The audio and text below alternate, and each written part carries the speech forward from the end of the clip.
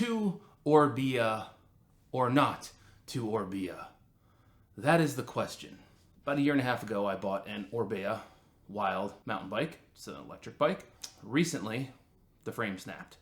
What I'm dealing with at the moment is the warranty. What I really want to answer for you is, how's things going with the warranty and how is it going on with Orbea? So really, in the case of Orbea, I think it comes down to it's not to be. And let me just run you through the process of what I've been dealing with as it relates to the warranty. So what I'm going to try and do is really quickly build out like a timeline of where I'm at this point. And I'll also explain a little bit, first off, about the actual fracture in the bike.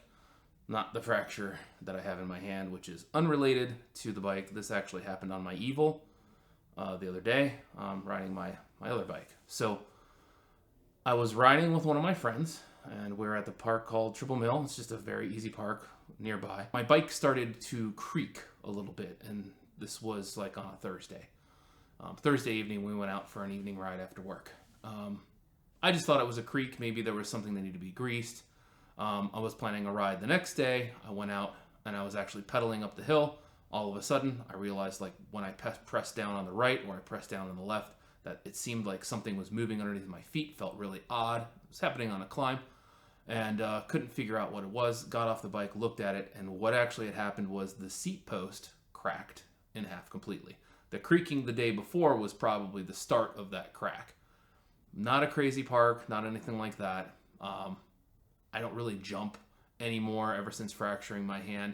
I do hit drops every once in a while, which is how I fractured this hand. I'll get into that into another video. The first thing I did was take my warranty from Orbea, which I had warrantied the bike. You have to register within 30 days. I sent that into Orbea a year and a half ago. They sent a confirmation email back to me. I sent an email to Orbea, and I copied on that email the original information, and I got an email back from Orbea. Basically, they said you have to take it to an actual dealer. So, okay, perfectly fine.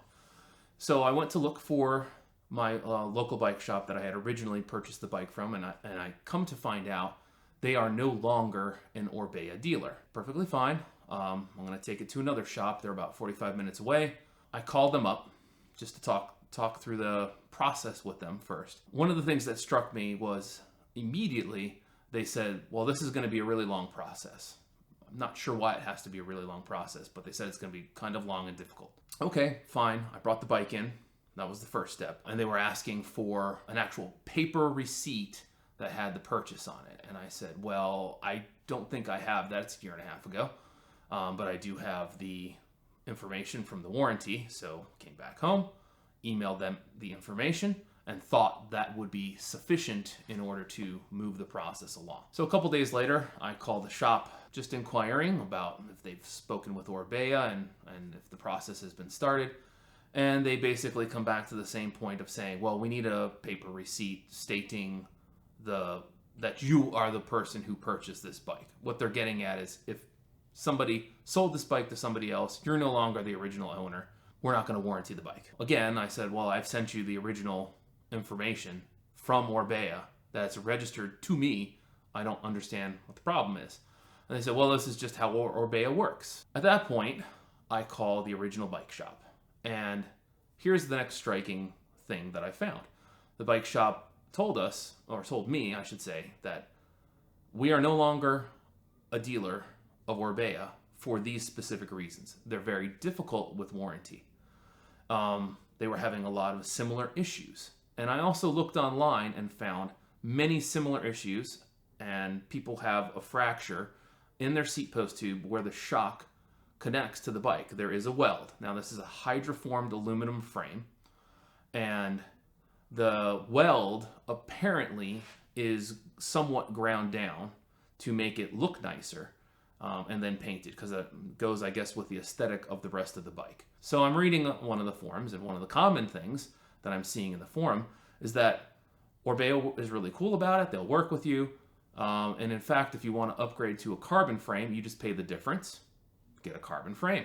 The carbon frames are solid. You're not going to have a problem. So the next time I get in contact with the bike shop, they're still having an issue, and I've basically got them in conjunction with the other bike shop and said they're going to send you all the information. So apparently all that got handled. But in the meantime, I asked them, well, can you talk to Orbea and can we move to a carbon frame? Wait a couple days, call the bike shop again, or they called me back, whichever it was. I'm on the phone with the bike shop and they tell me the carbon frame will have to be 100% paid for. They will not give you any discount on it, and it will be at the full price of $2,700 for a carbon frame. At that point, I'm a little bit worried. Why? Because I don't want this to happen again. I was lucky that I was pedaling up a hill when this happened, and yeah, the bike had started creaking. I probably should have checked before I rode the next day because it was broken the day before, to be fair. But it could have broken at any time. I could have been going downhill, whatever the case, and could have had a bad crash. So at this point, I really don't want an aluminum frame. And everybody's saying, get the carbon frame, you'll be solid. The other side of that is I'm not willing to fork $2,700 over for the carbon frame. If there's an engineering issue with this bike, that's a problem. Orbea should just give me the difference on it. They're no longer doing that, apparently. They said, no, they'll send you a gray frame out. Thank you, Orbea, for, at least sending that frame out. However, there was more to this discussion. I wanted to make sure that I wasn't going to have this issue again. So what the person or representative from the bike shop told me was that at some point, my bike is a 2020 model year. What they're sending is a 2022 frame. And they informed me that the engineering of the frame has been changed and this is no longer an issue. In that conversation between the carbon and the aluminum, I said, well, that's perfectly fine. I'm not going to have the issue again. So let's go with the aluminum frame. It's going to cost me roughly $450 estimated to build up the bike. Well, fair enough. A bike shop has to make money, right? I continue the conversation. I've already been told it was basically an issue. There's a change in engineering. I should be assured. I informed them that I build my own bikes. I just want to get the frame and build it myself. Immediately, they stated that Orbea will no longer warranty the bike if I build it myself. Because I wanted to see if there was a way that Orbea could possibly pay for the frame. So they said they would get back with Orbea, come back with me. So this is the next conversation. I'm on the phone with the bike shop. And they pretty much tell me, nope, Orbea will not pay for the frame. But I also view it from a consumer perspective that if you've told me on the previous call that there was an engineering flaw and they've changed the design of the bike, why do I foot the bill for the rebuild of the bike? Would that not be something that Orbea would take care of? They said, no, absolutely not. In that conversation, the second time, now what they've told me is that they've changed the rear triangle. Nothing else has changed with the design, and that Orbea was having problems with the rear triangle, not with the seat post, and that this is just a fluke and it's a completely different issue that I've had that nobody else has. Which now I have a contradictory thing from what I understood from the previous call, because on the previous call, I was understanding that this was all fixed and I wouldn't have this issue again. So now I'm getting an aluminum frame that is potentially going to break at the same spot where that shock weld is. So I want to give Orbea the benefit of the doubt. So I called Orbea this morning. When I spoke with the representative on the phone, they're really just a representative for their online site, I guess. They probably don't know too many details, but I gave them all the information. I told them about all the conversations. Pretty much what they said was, whatever they told you is an extension of Orbea. The bike shop is an extension of us. So whatever they're telling you is what the warranty shop told them. So they confirmed that $2,700 is what they would have charged me for a carbon frame, and that all I would get is an aluminum frame, and that they will not pay for the bike build. I told them I have a background in electrical and mechanical. I've built engines. I've worked with all kinds of electricity, three-phase power, you name it. I've probably done it already. So I have no problem to build the bike myself, and I wanted to confirm, will the warranty be void? And there will be a void to the warranty because you have to have this done by a certified Bosch dealer. So the next question that I asked was, well, is there a way I can actually talk to somebody from the Orbea department that is part of the warranty department? And they told me, no, absolutely not. You can only talk to the bike shop. I'm in a position where I have no other choice other than to pay a bike shop to rebuild the frame.